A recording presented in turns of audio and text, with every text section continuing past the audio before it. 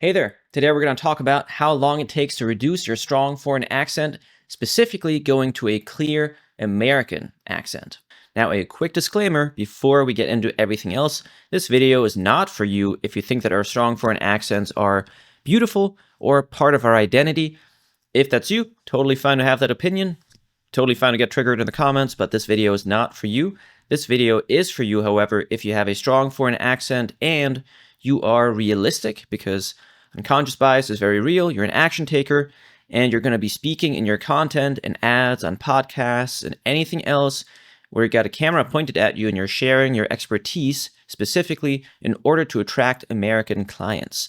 Now, why should you even listen to me? Well, I'm a foreigner just like yourself. I'm from Germany.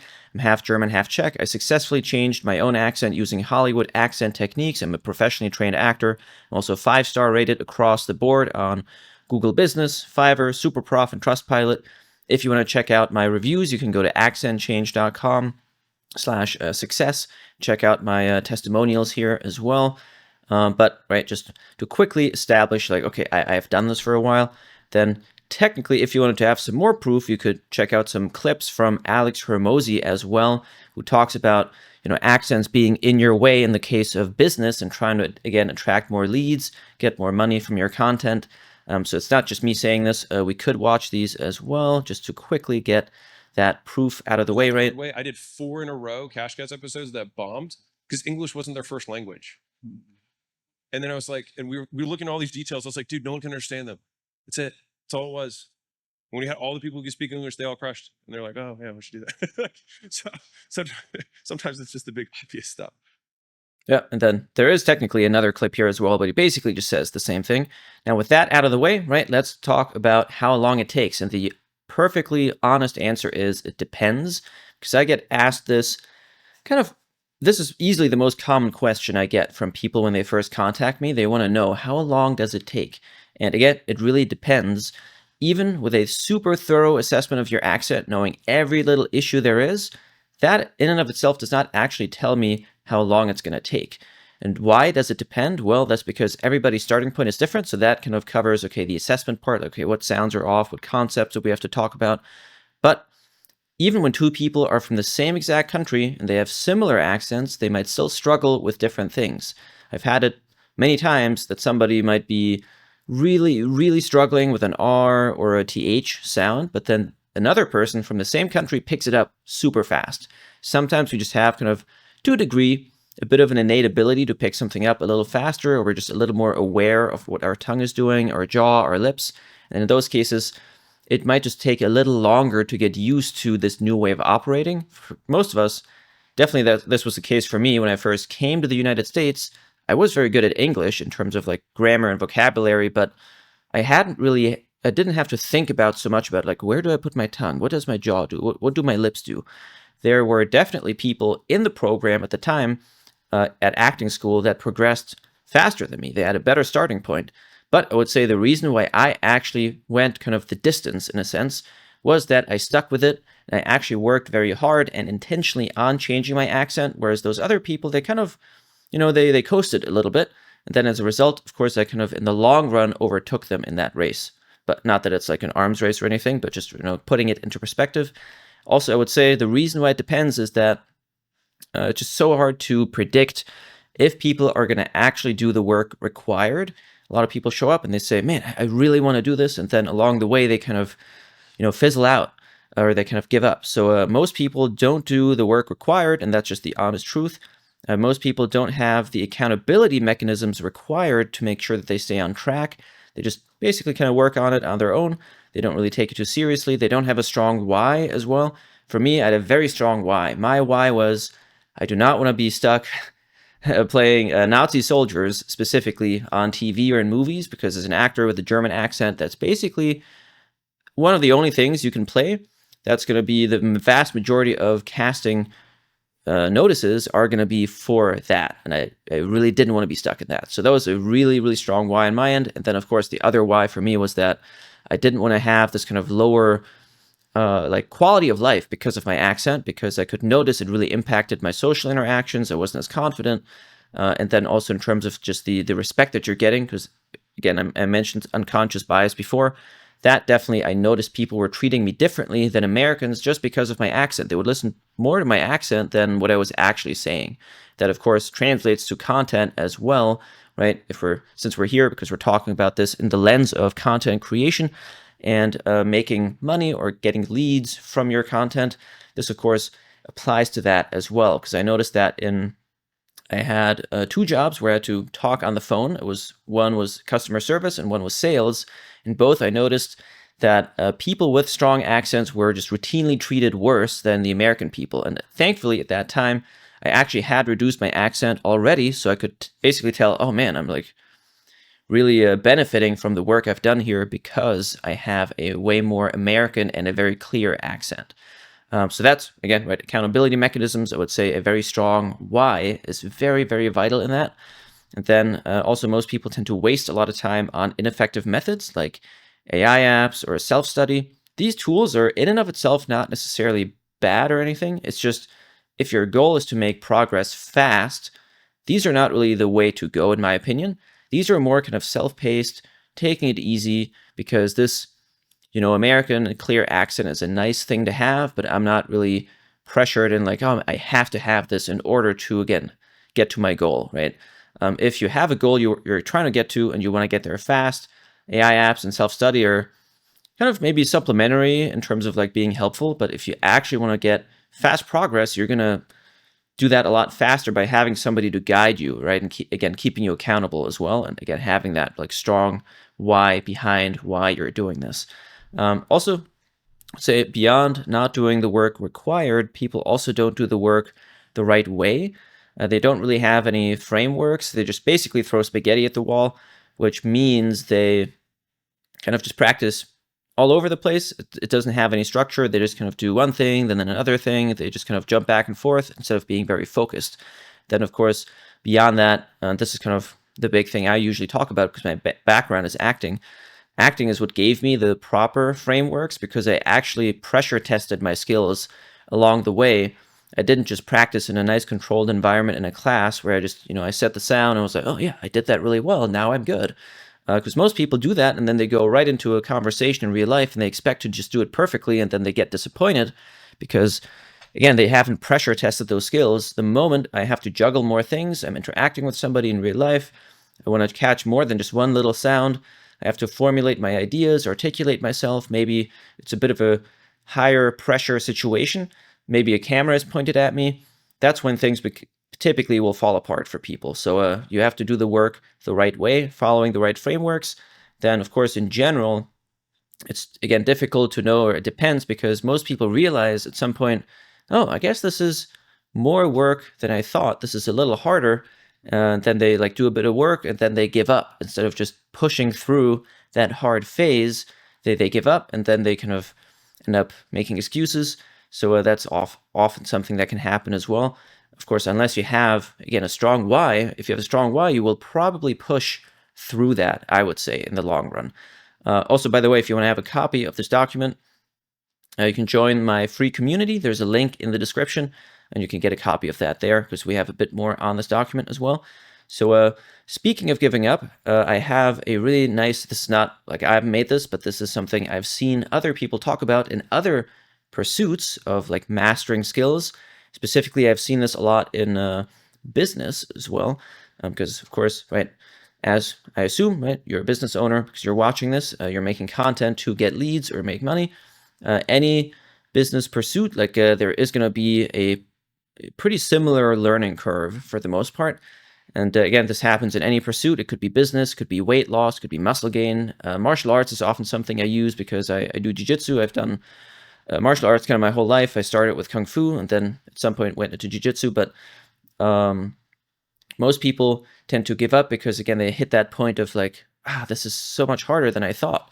But realistically, this happens in any pursuit that's worth pursuing. Like any skill that you're trying to get good at that's really worth it is not going to be just a walk in the park to get good at. So this illustration, I think, is really good. I'm not really the one, again, who came up with this at all. I've just seen other people talk about this in similar kind of parallel contexts. So, right, it's the emotional cycle of change. The first stage, when we first start, we typically have Stage 1, uninformed optimism. So we're kind of like, I can do this. I'm excited. I really want to do this. Often people come to me and they're like, I'm a 10 out of the scale, right? 1 to 10 in terms of being very excited to do this. Then we eventually reach stage 2, which is informed pessimism, where we kind of realize, this is harder than I thought. I have to be a lot more consistent than I thought. I have to like stick with this, which again applies to anything. Again, in business, right? You might be like, I'm going to start a business. I'm going to, be independent. I'm going to work for myself. And then eventually hit that point of like, oh man, this is a lot harder than I thought. Like, it's pretty difficult to find leads. It's difficult to sustain cash flow. Like we reach that point where like we just realize this is harder than we thought it was going to be. And then it just keeps getting harder because we learn more things. We learn it's getting more complex. We learn about more things that we have to be aware of. Then eventually we reach this point down here where it says, right, stage 3, valley of despair.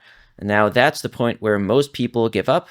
We end up going, this is just too hard. I can't do this. I definitely had these moments quite a few times in my accent journey where I was like, man, I'm working so hard on this. I'm practicing every day, but I'm still not American sounding. And it was super frustrating. And thankfully, I pushed through because I had such a strong why. Again, I was like, well, I mean, right now I'm committed to this acting thing and I'm in the US. I want to blend in. I want to have, again, a higher quality of life. And I don't want to play Nazi soldiers. I want to play actual American roles. And then that is basically what helped me push through when I had those moments of like, man, like this is never going to work. I probably should just give up. But right, if we are managing to push through, that's where all the fruits of our labor are going to come to us, because we're going to eventually, right, it's going to go up a little bit, a little bit, a little bit, because we're slowly now, based on, again, the first 2 stages, we are building real skills. We're getting a little bit better, a little bit better, a little bit better, and then we finally reach stage 4, which is informed optimism. Now, at this point, now things are finally starting to work, right? Because we're now above this line in the middle. Things are finally starting to work. Things are looking up. And then this, of course, because we have now gotten over the hump, will lead us to success and fulfillment in stage 5, because we have pushed through to success. But of course, this can be quite an emotional journey. We're not going to get to, right, from a strong foreign accent to that like perfectly clear American accent overnight. It's going to take a while. But most people, they can't really skip ahead to stage 5 or even stage 4. Even with people that have a strong starting point in terms of like being very, very close, they typically still go through this, just maybe in a slightly shorter time frame. Inevitably, again, mastering any skill, this happens. I would say jiu-jitsu is always a good parallel for me, or an analogy, I guess, where this is a very extreme example, but I definitely don't operate like this, but I have known some black belts in jiu-jitsu that didn't really bother learning people's names until they had reached blue belt or purple belt, because the rate of people quitting is so high. Because people, like, jiu-jitsu is a really cool skill to have. You're like, oh man, I'm going to take people down. I'm going to submit them. It's going to be so cool. But then in the beginning, you're like, okay, this is really exciting. And then eventually you realize, man, there are so many things I have to get good at. Wrestling, passing, sweeping, guard play, whatever it is, right? Berimbolo. At some point you realize, man, this is like the breadth of like things I have to get good at is so wide. And that's where people end up, again, reaching that valley of despair, and then they end up quitting, or they also get injured. Injuries are a big thing there as well. Thankfully, we don't have to deal with that in accents. We don't get injured, which is really nice, actually. But again, most people don't end up pushing through that, again, valley of despair. Again, same thing in any pursuit that's worth pursuing. It's going to get hard. A lot of people would argue, and that I kind of have that later on the document as well, but most people would argue that if something is hard, that's probably what makes it worth it in the first place, because if it was easy, everybody would do it, which is also going to give you a competitive advantage, because most people have the same difficulty. They're experiencing the same difficulties. So where you are at now in terms of like, oh, man, I guess I'm just going to give up. That's exactly where everybody will give up. But if you push through, you can actually get to the point of having that really clear American accent. You're going to have, again, that competitive advantage over everybody else that quit.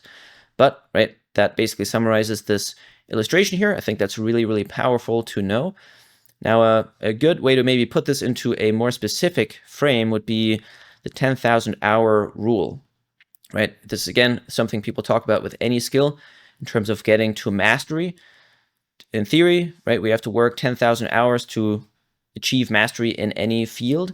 So if we were to put that into perspective in terms of specific time frames, and this is also something that I didn't even like come up with myself. I kind of saw this in a different, again, context. This was more for business, where they talked about, okay, well, right, if you work every single day on this, which is not even realistic, like most people are not going to be able to be that consistent because we have lives, we have family, we have other obligations, we have our jobs, we have careers, but in theory, if we worked every single day and we worked 24 hours a day, we just basically never stop at all, then in theory, we would reach 10,000 hours in 1.14 years.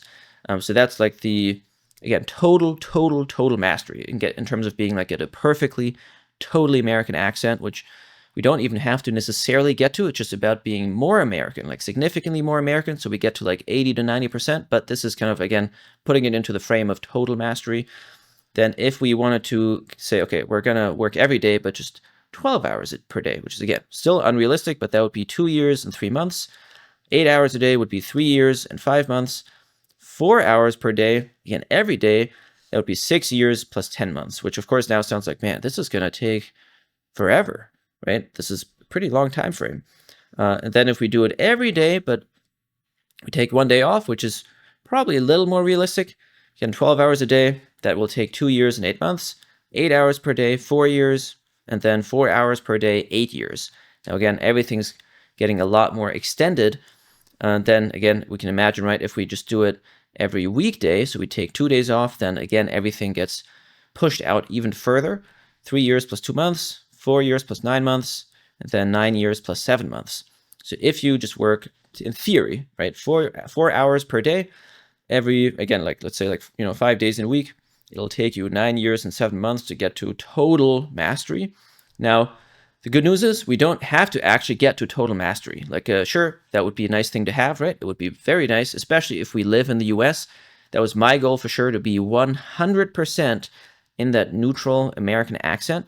So if that is your goal, you will have to work quite hard. You will have to be extremely consistent. The good thing is, what I would add to this is that I would say this hourly amount per day is very reachable, because especially if you live in the US, you're probably going to interact with quite a few people in the day, and you're going to have a lot of opportunities to be thinking consciously about everything you're learning. So that way you can get actually a lot more practice time in. Of course, that shouldn't be your only practice time. Usually people tend to only do that, and then they wonder, like, why am I not progressing? You have to actually do a lot more like focused work than that, but you can technically expand your work amount by a lot by also doing that. But then I think, because this can feel very overwhelming and like, man, like, I guess this will just take forever. I don't even know if I want to do this anymore, right? Which is good. Like, we want to be informed going in, but to put this into perspective, I think it's good to have a frame of reference, specifically me in this case, because, right, I had a strong foreign accent and I changed it to what you're hearing now. How long did it take me specifically, right? And I talk about that in some other videos, but here, right, it's good to talk about this again. It took me about 1.5 years. So that, of course, right, is basically a little bit longer than that, like in theory, working every single day, 24 hours per day, which we said up here was 1.14 years. So that's a little bit longer than that. But I will also say I was extremely consistent, right? I practiced every day, not just for like 5 or 10 minutes once in a while, but every day. I was really consistent. Then I also had lots and lots of feedback loops. I had 3 classes per week at the time, so I had a lot of opportunity to go in and make mistakes, get corrected, get course adjusted, then work on that again. I was also recording myself a lot, so I was actively going, okay, let me listen to myself. Let me develop my listening ability to be able to pick up on my own mistakes, because most people have a very hard time with this, which of course then makes our progress slower again, because if I have to only rely on kind of outside feedback, I'm only going to get that in this case, 3 classes. But if I can develop my own listening ability, the better I get at that, then I can constantly give myself more feedback, more adjustments, and kind of get to that end result that I'm looking for in terms of maybe mastering that one sound or that concept much, much faster. Then on top of that, I also had the luck that I was doing basically a lot of pressure testing at the time because I had to actively use what I was learning in acting situations all the time. We had a lot of improvised acting scenarios that we had to act in. We had scenes we had to do. We had other classes like on-camera classes where I had to be actively on camera and then basically do a scene and then also try to catch the accent at the same time. So I got to really, really pressure test everything I was learning at the same time as kind of doing those classes, right? So I think that that combination in general meant I had a much better framework in place to where it didn't necessarily have to take me 3 years, 4 years. Of course, this is, again, I would say I'm an outlier in that regard. I really had a strong why, and I really put I went to work, right? I had really, really strong consistency here. In reality, most people are not going to be that consistent. But again, we don't have to be this crazy about it in terms of what your goal is for content. In terms of content, you just want to be, for one, extremely clear. And clarity, I always define that as familiarity in terms of like for Americans. To an American, right, if we compare that to like a Scottish accent, they have problems understanding a Scottish accent, but a Scottish accent is a native accent. So just being native doesn't really have necessarily something to do with clarity. If we want to be clear to the American market, it means we want to match as closely as possible the patterns that would come up in an American accent, because to them, that's the most familiar and it's the easiest to understand. Again, it doesn't mean we have to be 100% native. It's just about getting as close as possible within a very kind of, again, not such a long time frame, right? Because you want to like get this done and then not have to worry about it after. You want to get through that transformation. You want to put in the work, then just do enough to maintain that skill level. Maybe you can keep progressing, of course, but it's all about getting to like maybe I would say like 80 to 90%. We don't have to get to 100%, but that was my goal. It might be your goal as well if your goal is to be, especially living in the US, you want to blend in with people. But in terms of content, I'd say it's okay to get to 80 to 90%. That's going to be really, really good. Way, way better than most people. You're going to have that competitive edge. That probably won't take as long, especially with the right frameworks in place in terms of doing what actors do. And again, if you really, really apply yourself, you can still get to 100%, but that just takes more time. So again, right, I don't want to lie to you here of like, no, I can totally help you to get to a native accent. Everybody can do it. It takes time. It takes really, really strong consistency. Just like, again, in jiu-jitsu, technically, everybody can get to black belt level, technically. It just takes time. It takes a lot of consistent effort over time.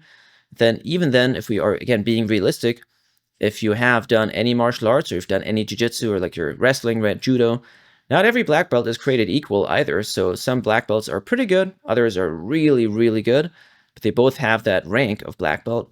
So we just want to know, okay, what is my goal? I would say that's really important because that is going to be defined by your why. Then that is going to inform all your other actions. But again, that's why it's so hard to know how long it's going to take you, because your goal might be slightly different. The amount of work you're going to put in might be slightly different. The urgency might be slightly different.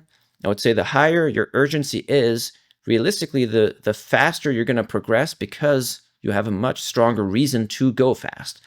So I think that would be really good to think about, again, right, in terms of goal setting for yourself. Now, this was, again, like, right, I was saying, it was very consistent, and I had a lot of intention behind how I was working. The reality is most people, again, they're not going to do the work required to get here, which is totally okay. It's just if you want to get here, you will have to put in the work in the right way, again, using the right frameworks. Again, I would argue that this is a good thing because most people will give up. If we don't give up, we will have that competitive advantage. And this is something people talk about in business all the time.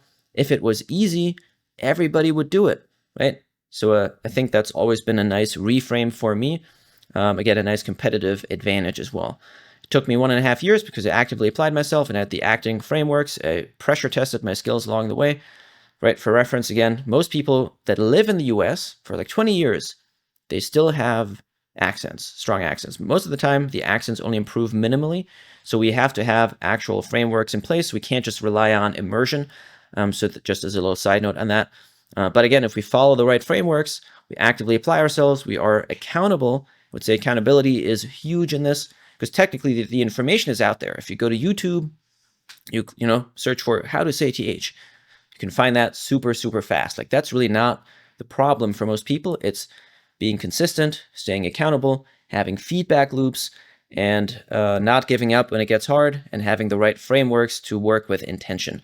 Now, I apologize, there's some noise in the background. It's probably some truck backing up, I think. But right now, if you actually want to do this for real and you want to make real progress, I currently have 3 spots open to work with me using Hollywood accent techniques. This is a high-level 4-month program that'll take you from a strong and unclear foreign accent to sounding crystal clear and way, way, way, way more American, so you can make more money from your content and ads to the American market. Because that is our whole goal here talking about this. There's a link to apply in the description.